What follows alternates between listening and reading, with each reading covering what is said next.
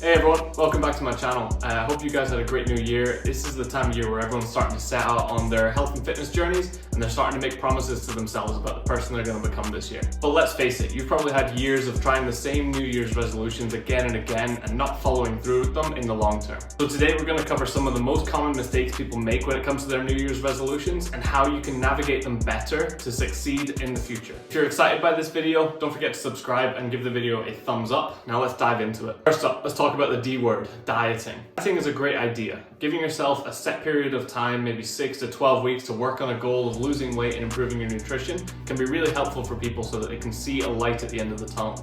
The problem with using the word diet or terming yourselves, I'm on a diet, is it implies that it will come to an end at some point. Maybe around that 6 to 12 week barrier, maybe slightly earlier if you're really struggling with motivation. So if you found yourself before going through ups and downs, we call it yo-yo dieting, where you lose a little bit of weight, you make some progress, and then you end up falling back into your old habits and gaining the weight right back again, this is for you.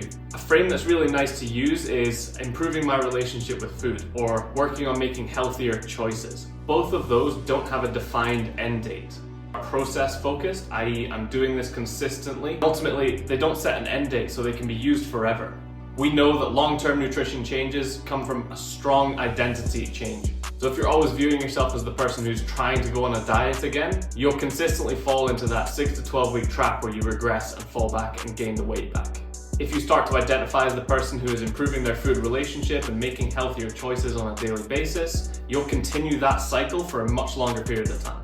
A side note or caveat for that, don't go too restrictive straight off the bat. Most people will go really hard because they're full of motivation and they've got the juice and the energy and they're feeling a little bit guilty for neglecting their health over the Christmas break. So with all this motivation floating around inside you, you're probably thinking about all the things you can do. Joining a new gym, running 3 times a week, cutting your calories right down.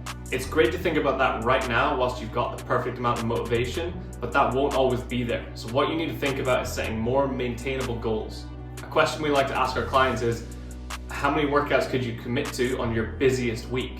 That's a really good indicator of a place to start or a minimum standard you should set yourself. For most people, that's 2 to 4 sessions every week as a non-negotiable. Point number 2, expect delays and setbacks. Life is highly unpredictable, things get in the way, and weight loss should always be a segmented process. No one has ever gone through 365 days of perfection in their diet, maintaining a calorie deficit, and the weight just continues to drop. We know that people reach plateaus, we know that people lose motivation, we know that people go on holidays. That's why our diets never last longer than 12 weeks or 16 weeks at the most for our clients.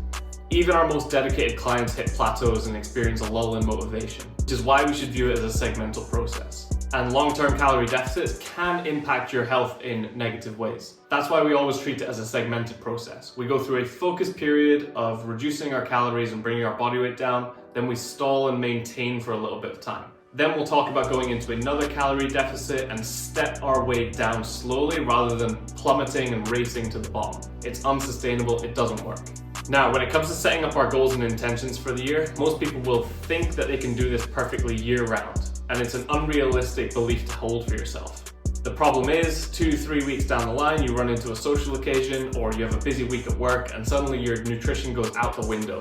When you don't plan and account for this, it can feel like a shock, and that shock can lead us into a guilt-shame cycle, which ultimately feeds the negative behaviors around eating. So one thing we make sure our clients do every week is ask themselves, okay, what hurdles am I likely to face this week? Plan for hurdles, plan for obstacles, plan for social events, and then they're far less surprising when they do arise. You just notice that they happened, they're a part of the process, and you know that you can just move forward and start again without losing too much ground or feeling bad about it. Be kind to yourself, learn from the experience, and get back on track without the heavy weight of guilt weighing you down. Number 3, set milestones. Most people will set themselves a goal like lose 10 kilos or get in shape for my summer holidays, but they won't actually set meetings along the way to know if they're on track or not. It's like planning a yearly revenue goal without checking it every month or every quarter to know if you're on track. It doesn't make sense. So consider having a weekly meeting with yourself. Check in and review how the week went. Some questions we ask our clients to think about on a weekly basis are, how did it go this week? What went well? What didn't go quite to plan? Why didn't it go quite to plan? What did I learn from this week? Plan and set outcome goals for the next week ahead. Plan daily actions needed to achieve these outcome goals. List any hurdles or obstacles that might arise in the week ahead that you need to be prepared for. Again, this feeds back into the cycle of planning, preparing, and expecting setbacks and delays. This is one of the most important steps in teaching our clients how to self-diagnose their problems and work around them. There are always going to be problems. You will never remove all the difficulties from your life when it comes to nutrition, but what we can do is build more robust mindsets to overcome these difficulties. Point number 4, this is a bonus point. Do not pray for things to be easy this year. There's a lot of content and research coming out, particularly from people like Andrew Huberman and David Goggins at the moment, that's talking about anterior cingulate cortex, ACG. It's a complicated way of saying there's a piece of your mind that when you overcome difficulties and lulls in motivation actually gets stronger. So if you're wondering about these people who always seem motivated, they're not. You won't be motivated all the time, I won't be motivated all the time. None of us are gonna have infinite amounts of motivation and energy. But when you choose to overcome a daily difficulty, like getting yourself into the gym, choosing the broccoli and rice over the pizza, or going for a cold shower in the morning, all these little micro wins stack up to make you more motivated and make you more resilient under the surface. So don't pray for things to be easy. I want you to look for difficulties every day in your life. Now you have a much more structured way to approach your New Year's resolutions and your goal setting in future years. It doesn't have to be as daunting as you think.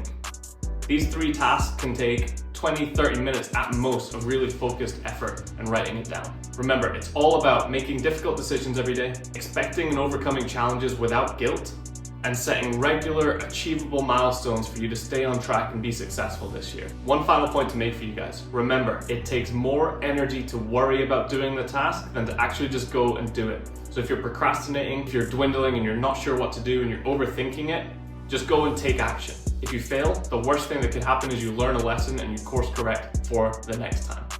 Go and do, don't think, do. So if you found this video useful, please give it a thumbs up, share it with your friends who might enjoy it as well.